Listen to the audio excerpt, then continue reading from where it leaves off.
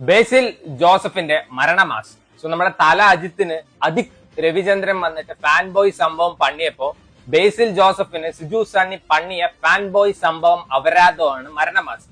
So definitely ഈ സിനിമയ്ക്ക് moments ഉണ്ട്, ചിരിക്കാനും കാര്യങ്ങളൊക്കെ ആയിട്ട്. But at the end of the day ഒരു തൊലിഞ്ഞ പടം എന്ന് വേണമെങ്കിൽ പറയാം. സോ ഈ സിനിമയിൽ തന്നെ പറയുന്ന ഡയലോഗ് ഉണ്ട്, ഒരു വണ്ടേ ഇല്ലാത്ത ഒരു പടം. ഇതിലാണ് കുറെ സ്പൂഫ് എലമെന്റ്സ്, കുറെ റെഫറൻസ്, വേറൊരു തേങ്ങ ഈ സിനിമയിലില്ല. 5 മണിക്കൂർ പരീക്ഷ എഴുതിയിട്ട് അത്രയും സ്ട്രെസ്ഡ് ആയിട്ടാണ് ഞാൻ ഇന്നലെ വന്നിട്ടുണ്ടായിരുന്നത്. സോ ഡെഫിനറ്റ്ലി എനിക്ക് വേറെ ഓപ്ഷൻസ് ഉണ്ടായിരുന്നു. സിനിമ ചിരിക്കാലോ പറഞ്ഞിട്ട് മാത്രമാണ് ഈ സിനിമയ്ക്ക് കയറിയത്. കുറെ കോമാളിത്തരം ഈ ബേസിലും 101 കോമാളിത്തരങ്ങൾ എന്നൊക്കെ വിളിക്കാൻ പറ്റുന്ന സിനിമയാണ്. ഇതില് കോമഡിയുടെ സ്റ്റാൻഡേർഡ് നോക്കണം. എങ്ങനെയാണെന്ന് വെച്ചാൽ അച്ഛൻ വന്നിട്ട് മരുമോളുടെ കുണ്ടിക്ക് പിടിച്ചു, ഇതാണ് തമാശ. അതേപോലെ തന്നെ ഒരു കൊച്ച്, അതായത് ആ ഒരു കിളവന്റെ പേരക്കുട്ടി ആവാൻ പ്രായമുള്ള ഒരു കൊച്ചിന്റെ കഴുത്തിന്റെ ഇതിന്റെ ഉള്ളിൽ കൂടെ ഇങ്ങനെ കൈയിടുകയാണ്.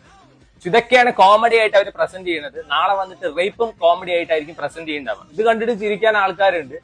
സോ അഡൽട്ട് കോമഡീസിന് വരെ നാണക്കേട് എന്ന് തോന്നിപ്പിക്കുന്ന അത്രയും വൾഗർ ആയിട്ടുള്ള സീൻ ആയിട്ടാണ് എനിക്ക് ബേസിക്കലി തോന്നിയത്.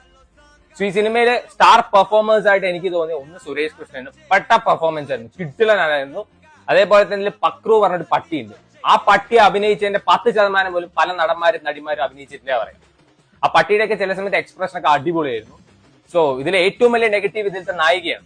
അതായത് നമ്മുടെ അയാം കാതലിൽ വന്നിട്ട് എന്റെ അച്ഛൻ എന്റെ തന്തപ്പിടിക്ക് വേണ്ടി കുരുക്കമ്പനി അല്ല, NBFC നോൺ ബാങ്കിങ് ഫിനാൻഷ്യൽ കമ്പനിയാണ് പറഞ്ഞ ആ കൊച്ചിനെയാണ് ഇതിൽ അഭിനയിച്ചിരിക്കുന്നത്.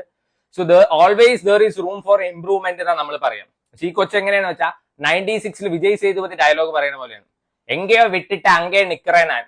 സോ കാണുമ്പോൾ ഭയങ്കര വെറുപ്പിക്കണം. ആർട്ടിഫിഷ്യാലിറ്റിക്ക് ഒരു ഓസ്കാർ കൊടുക്കുക വെച്ചാൽ ആ കൊച്ചിന് കൊടുക്കണം എന്ന് വേണമെങ്കിൽ പറയാം.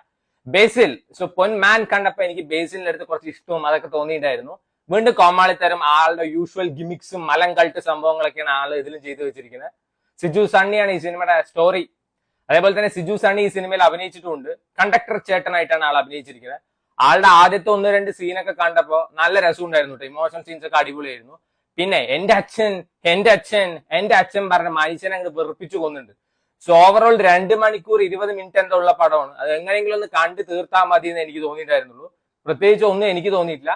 ഇതിലും ഈ തമാശയും, അതായത് ഈ ഡാർക്ക് കോമഡീസും അതേപോലെ തന്നെ ലൗഡ് കോമഡീസും ഓവർ ആക്ടിങ് കണ്ട് ചിരിക്കാനും ഇഷ്ടപ്പെടാൻ പറ്റിയ ആൾക്കാരൊക്കെ ഉണ്ടാവും. സോ അങ്ങനെയുള്ളവർ പോയി കണ്ടു നോക്കുക. എനിക്ക് ഭയങ്കര ഒരു തല്ലിപ്പൊളി പടമായിട്ടാണ് ബേസിക്കലി തോന്നിയത്. സോ നിങ്ങൾക്ക് different opinion, try it out if you have time. So ഒരു എന്താ നമ്മുടെ സൈജു കുറുപ്പിന്റെ ഒരു പടമുണ്ട്, എന്താണ് ജനമൈത്രി പോലീസ് സ്റ്റേഷൻ പറഞ്ഞിട്ട്. ഈ സിനിമയുടെ ഓൾമോസ്റ്റ് സിമിലർ പ്ലോട്ടാണ്. ഇതിൽ എങ്ങനെയാണ് വെച്ചാൽ ഒരു സീരിയൽ കില്ലർ കുറച്ച് കൊലപാതകം നടത്തുന്നു, അതിനെ ചുറ്റിപ്പറ്റി കുറച്ച് കാര്യങ്ങൾ നടക്കുന്നു പാരലായിട്ട്. ആ ജനമൈത്രി പോലീസ് സ്റ്റേഷനിൽ എങ്ങനെയാണെന്ന് വെച്ചാൽ മാർക്ക് ഇട്ടിട്ട് വീട്ടിൽ കക്കാൻ കയറുന്നു, അതിന് പാരലായിട്ട്